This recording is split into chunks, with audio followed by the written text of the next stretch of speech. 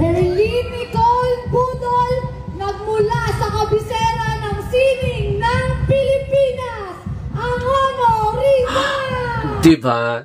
As in, nanlalamon talaga si Herlin Budol sa kanyang press presentation ulit ng Parade of Beauties ng Binibini Pilipinas 2022. O, diba? Ayan. Ganito din yung mic na present ni Herlin Budol, tsaka yung hinawakan niya at ang binungangaan niya.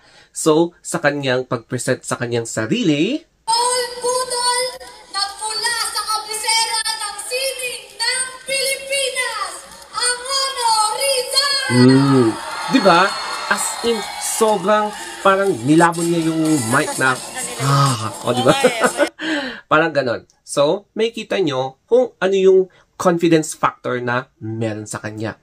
And then, yung kanyang naturalistic na pag-host sa kanyang previous experience sa Wawawi as a hipon girl. So, nakita nyo na kineri niya yung kanyang pag-hosting na as in, sanay na siyang makipag-usap sa mga tao. Kaya, nung sinabi niya na, Herlin Nicole Budol, nagmula sa kabisera ng sining mapapansin mo talaga yung confidence factor niya. So, ano nga ba ang pagkaka-significance ng confidence factor?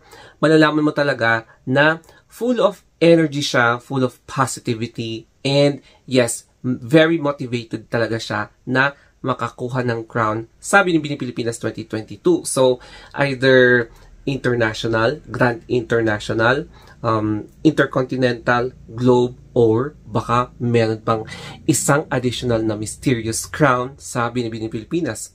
Let's wait and see kasi kung minsan parang dinadagdagan ng additional crown or hindi sa pageant na yan. So, abangan natin. I'm not sure kung may crown or may new crown or wala. But then, ang pinaka-highlight dito is yung kanyang paglamon ng mic. So, kinain talaga niya yung mic ng parang ganon. Char lang.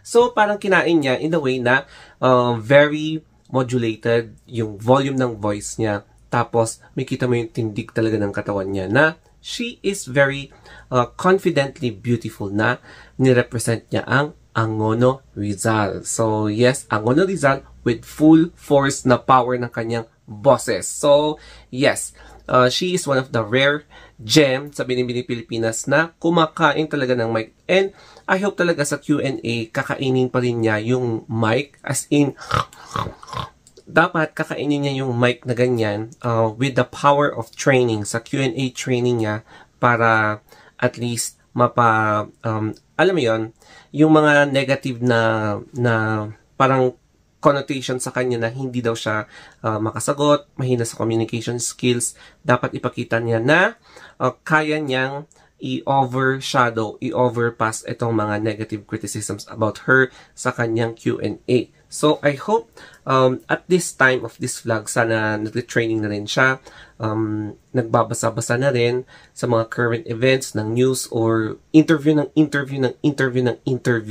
Para, alam mo yon, kasi kapag sumasalit ka ng mga pageants, meron kang notes na questions na dapat na ina-answer mo pag wala kang ginagawa or nasa sasakyan ka. Ayun, yung nag-answer ka ng questions. Parang IELTS ba? O diba? Yung sa speaking ng IELTS. Parang ganon ang gagawin para at least meron siyang idea kung ano man yung pwedeng ibato sa kanya na question.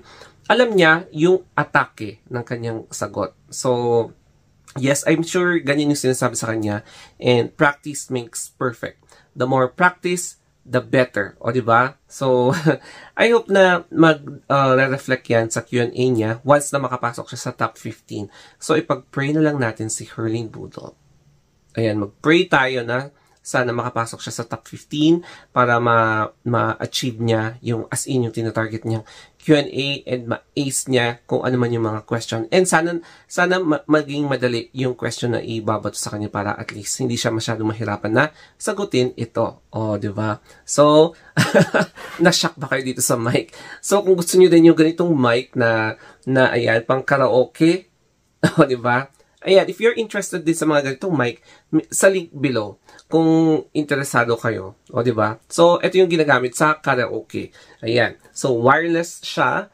And pwede mo itong gamitin sa party o kaya kapag nag-iisa ka, gusto mo mag-emote, gusto mong kumanta at umiyak at maghanda ng tissue na pamunas ng inyong mata. O, di ba? Ayan. So, o, di ba? Parang nagbenta tuloy. Pero anyway, yan. That is Hurling Budol sa Parade of Beauties ng Binibining Pilipinas. So, this is my latest update para kay Hurling Budol. Sana nagustuhan niyo itong update natin. And, ayan, mag-subscribe kayo if you want more updates like this.